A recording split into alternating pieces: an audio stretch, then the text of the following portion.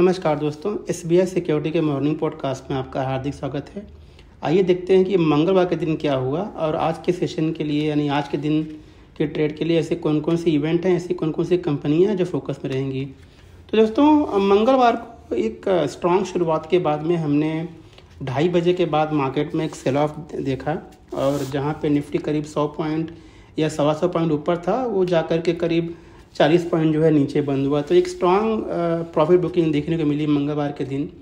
जहाँ पे सेंसेक्स की बात है तो 189 पॉइंट नीचे गिर करके 74,482 के आसपास बंद हुआ, जबकि निफ्टी में गिरावट करीब 39 पॉइंट की रही और 22,604 के आसपास बंद हुआ है। हालांकि ब्रॉडर मार्केट थोड़ा सा मिक्स क्लोजिंग देखने को मिला, जहाँ पे निफ्टी मिड कैप 100 फ्लैट एकदम 0.07% ऊपर बंद हुआ, वहीं पे निफ्टी स्मॉल कैप इंडेक्स 0.04% नीचे बंद हुआ है। जो टॉप गेनर्स रहे हैं निफ्टी में वो हैं power grid, Shriram finance, Bajaj auto, IndusInd bank, Grasim, Asher motor, Tata consumer और टाटा मोटर्स। जबकि गिरने वाले शेयर जो थे वो हैं Tata steel, Sun Pharma, BPCL, TCS, Kotak, Hindalco, Infosys और आईसीआईसीआई बैंक। सेक्टोरली अगर मैं बात करूं तो यहाँ पे बीएसई ऑटो रियलिटी में करीब 1.5% से लगभग 2% की बढ़त देखने को मिली, जबकि बीएसई पावर कंज्यूमर डिस्क्रिप्शन में लगभग 1% की बढ़त देखने को मिली।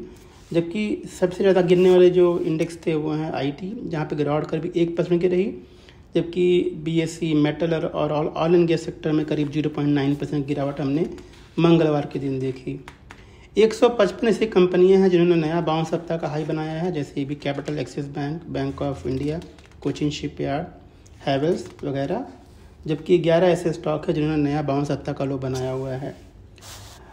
मार्केट ब्रेथ जो है वो इन दी फेवर ऑफ डिक्लाइनिंग था, जहाँ पे 1804 कंपनियाँ एडवांसेस कैटेगरी में रजिस्टर हुई, वहीं पे 2014 कंपनियाँ डिक्लाइनिंग कैटेगरी में रजिस्टर हुई हैं।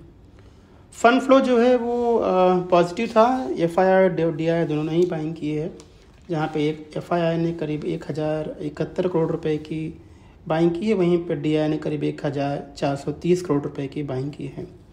आइए बात करते हैं ग्लोबल क्यूज की। तो यूएस मार्केट मंगलवार के दिन यानी कि जब बुधवार के दिन मंगलवार के दिन जो है मार्केट काफ़ी डाउन था। बुधवार के दिन यानी कल के दिन भी हमने देखा कि एक मिक्स क्लोजिंग देखने को मिली है और यूएस की जो फेड मीटिंग थी उसका भी आउटकम कल के दिन यानी कल रात में आ गया था, तो उसका एक व्यापक असर हमने यूएस के बाज़ारों में देखा है।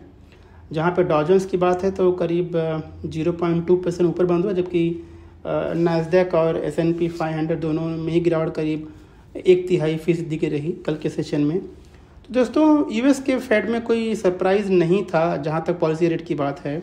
हालांकि यूएस फेड ये कह रहा है कि जो रेट कट है वो तभी होंगे जब इन्फ्लेशन ट्रेजेक्टरी जो है 2% के पाथ पे जो है वो चलता रहे, या फिर जब उनको लगे कि हाँ भाई इन्फ्लेशन का जो पाथ है वो 2% के आसपास पहुँच रहा, तो ही कुछ रेट कट की उम्मीद हम वो कर सकते हैं। हालांकि जो उनका डिसीजन था कि जो बैलेंस शीट का जो साइज़ है उसका जो पेस ऑफ रिडक्शन है वो उन्होंने $60 बिलियन से लगभग $25 बिलियन के आसपास कर दिया है। ये पॉजिटिव है। तो इसका जो असर था ये था कि बॉन्ड यील्ड और डॉलर इंडेक्स पे उतना खास प्रभाव देखने को नहीं मिला। और अगर मैं आज एशियन मार्केट की बात करूँ तो रिलेटिवली वो थोड़ा पॉजिटिव ट्रेड कर रहे हैं और यूएस के जो फ्यूचर मार्केट है वो भी पॉजिटिव में है। तो हम उम्मीद करते हैं कि एक जो है पॉजिटिव शुरुआत आज के सेशन के लिए हम देख सकते हैं।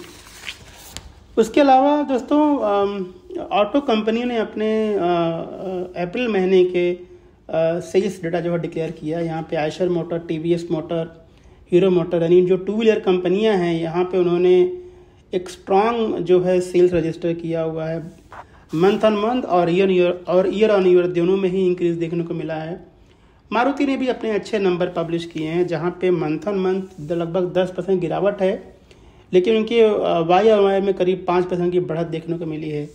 तो ये कुछ ऑटो कंपनियां जो है फोकस पर रहेंगी। जीएसटी कलेक्शन जो अप्रैल महीने का वो हाईएस्ट एवर है, 2 लाख करोड़ के ऊपर पहुंच गया है। तो इसका मतलब ये है कि इकोनॉमी में जो मोमेंटम है वो बना हुआ है। आइए बात करते हैं ऐसी कौन कौन सी कंपनियां हैं जो अपने रिजल्ट के दम पे फोकस में रहेंगी। तो इंडिया मार्ट इंटरमेश ने अपना रिजल्ट डिक्लेयर किया है और नंबर काफ़ी बढ़िया हैं, जहाँ पे रेवेन्यू में ग्रोथ कई 17% के आसपास है। प्रॉफिट उनका लगभग 78% बढ़ा है और ये मार्केट के अनुमान से बेहतर है, तो उम्मीद करते हैं पॉजिटिव शुरुआत हो सकती है। हैवेल्स इंडिया ने भी अपने नंबर डिक्लेयर किए हैं, जो मंगलवार के मार्केट आवर के बाद में रिजल्ट डिक्लेयर हुआ है।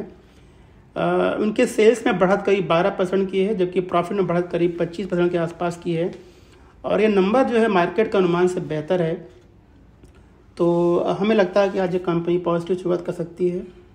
सोना BLW ने भी अपने नंबर डिक्लेयर किए हैं।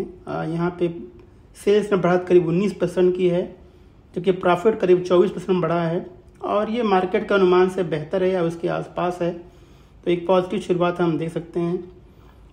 कैस्ट्रॉल इंडिया का नंबर काफ़ी फ्लैट आया हुआ है, लो सिंगल डिजिट में उनका ग्रोथ है जहाँ तक प्रॉफिट और जहाँ तक उनके एबिटा और रेवेन्यू की बात है। हालांकि प्रॉफिट का जो ग्रोथ है वो करीब 7% के आसपास का है, तो ये न्यूट्रल टू पॉजिटिव हमें लग रहा है। ग्रेविटा ने भी अपने नंबर डिक्लेयर किए हैं, जहाँ पे रेवेन्यू में बढ़त करीब 15% के आसपास की है, वहीं पे प्रॉफिट में बढ़त करीब 9% के आसपास की है, तो ओवरऑल नंबर जो है न्यूट्रल लग रहा है हमें। वेदांत फैशन ने अपने नंबर डिक्लेयर किए हैं, नंबर डिसेंट लग रहा है। यहाँ पे रेवेन्यू में बढ़त करीब 6% की है, एबिटा में बढ़त करीब 4% की है, प्रॉफिट करीब 6% बढ़ा है, तो ओवरऑल नंबर जो है वो डिसेंट लग रहा है, ना ज़्यादा ख़राब ना बहुत ज़्यादा अच्छा है। अदानी टोटल गैस ने अपने नंबर डिक्लेयर किए हैं और ये रेवेन्यू में बढ़त करीब 5% के आसपास की, हालांकि उनकी प्रॉफिट जो है करीब 71% बढ़ी है, तो ये नंबर काफ़ी बेहतर हैं और उम्मीद करते हैं कि आज ये पॉजिटिव रिएक्शन दे सकते हैं स्टॉक के अंदर। इंडस टावर ने अपने नंबर पर पब्लिश किए हैं, नंबर बहुत बढ़िया हैं। सेल्स में बढ़त करीब 6% की है, जबकि प्रॉफिट करीब 32% बढ़ा है, तो आज ये पॉजिटिव रिएक्ट कर सकता है। अदानी एनर्जी सॉल्यूशंस ने अपने नंबर डिक्लेयर किए हैं और नंबर जो है डिसेंट है, ना बहुत ख़राब है ना बहुत अच्छा है। जहाँ तक प्रॉफिट की बात है तो करीब यहाँ पे 9.5% बढ़ा है, जबकि सेल्स में बढ़त केवल जो है 3% की रही है। नियोजन केमिकल ने नंबर काफ़ी अच्छे डिक्लेयर किए हैं। रेवेन्यू में हालांकि रेवेन्यू उनका जो है करीब 2% डिक्लाइनिंग में है, लेकिन प्रॉफिट उनका जो है काफ़ी बढ़िया है, लगभग 18% की बढ़त देखने को मिली है, तो ये आज पॉजिटिव रिएक्ट कर सकता है। एम्बुजा सीमेंट ने अपने नंबर डिक्लेयर किए और नंबर जो है डिसेंट है, ना बहुत ख़राब है ना बहुत अच्छा है। प्रॉफिट में बढ़त करीब 6% की है, जबकि रेवेन्यू में बढ़त करीब जो है 12% की है, तो ओवरऑल नंबर ठीक ठाक है। ओरिएंट सीमेंट का नंबर भी ठीक ठाक ही है, 1% की बढ़त जो है सेल्स के अंदर है, जबकि उनका जो प्रॉफिटेबिलिटी है वो भी लगभग 1% ही बढ़ा है, तो ओवरऑल नंबर जो है न्यूट्रल लग रहा है हमें, न्यूट्रल सेट ऑफ नंबर है। अदानी विल्मर ने भी अपने नंबर डिक्लेयर किए हैं। हालांकि जो सेल्स है वो 4% या 4.5% डिक्लाइनिंग में है, लेकिन उनका जो प्रॉफिट है वो 67% बढ़ा है, तो ये नंबर बेहतर है। ग्रीन पैनल का नंबर जो है काफ़ी वीक लग रहा है। आज उनका कॉन्फ्रेंस कॉल है, ज़्यादा डिटेल हम उसके बाद शेयर कर पाएंगे आप लोगों के साथ में। तो रेवेन्यू में डिक्लाइनिंग है, प्रॉफिट में डिक्लाइनिंग है, एबिटा में डिक्लाइनिंग है, तो कंपनी का जो एक्सपोर्ट बिजनेस है वो काफ़ी ख़राब है, मतलब वहाँ पे उनको अच्छी प्राइसिंग नहीं मिल रही है, ऊपर से डोमेस्टिक मार्केट में कंपटीशन है, तो प्राइसेस को कम करने पड़े हैं उनको, तो ये नंबर थोड़ा सा नेगेटिव लग रहा है। हालांकि वैल्यूएशन जो है लॉन्ग टर्म के लिए काफ़ी ठीक ठाक लग रहा है। अदानी पावर ने अपने नंबर डिक्लेयर किए हैं और यहाँ पे मिक्स सेट ऑफ नंबर है, जहाँ पे सिविल सेल्स में ग्रोथ करीब 30% की है, वहीं पे उनका जो नेट प्रॉफिट है वो करीब 48% जो है वो डिक्लाइनिंग है, तो ओवरऑल नंबर जो है वो मिक्स लग रहा है अदानी पावर के लिए। आज के लिए Adani ports, NSEZ, Adani enterprises, coal India, Dabur, federal bank, Coforge, KEI, KPR, जनता, अफामा, blue star, Ramkrishna forging, C8, ऐसी कुछ कंपनियां हैं जो अपने रिजल्ट जो है डिक्लेयर करेंगी। आइए देखते हैं और ऐसी कौन सी कंपनियां हैं जो अपने न्यूज़ के दम पर फोकस रहने वाली हैं। तो गोदरेज ग्रुप में जो है वो स्प्लिट होने वाला है 2 अलग अलग सेगमेंट में, इसके ऊपर और डिटेल्स बाद में आएंगे, तो ये थोड़ा सा न्यूट्रल न्यूज़ लग रहा है गोदरेज ग्रुप के लिए। जिंदल स्टेनलेस ने कहा है कि वो 5,400 करोड़ रुपए का इन्वेस्टमेंट करेंगी अक्रॉस डिफरेंट वर्टिकल, चाहे ऑर्गेनिक हो या फिर नई कंपनीज को एक्वायर करने में, तो लॉन्ग टर्म में पॉजिटिव है। BSE ने अपने जो डेरिवेटिव ट्रांजेक्शन चार्जेस उनको बढ़ा दिया है या उनको रिवाइज कर दिया है बेसिकली, तो ये थोड़ा सा ये न्यूट्रल डेवलपमेंट लग रहा है BSE के लिए। विप्रो को एक $multi-million जो है कॉन्ट्रैक्ट मिला है नोकिया से, तो ये लॉन्ग टर्म पॉजिटिव है। रेल विकास निगम लिमिटेड को 391 करोड़ रुपये का ऑर्डर मिलने वाला है।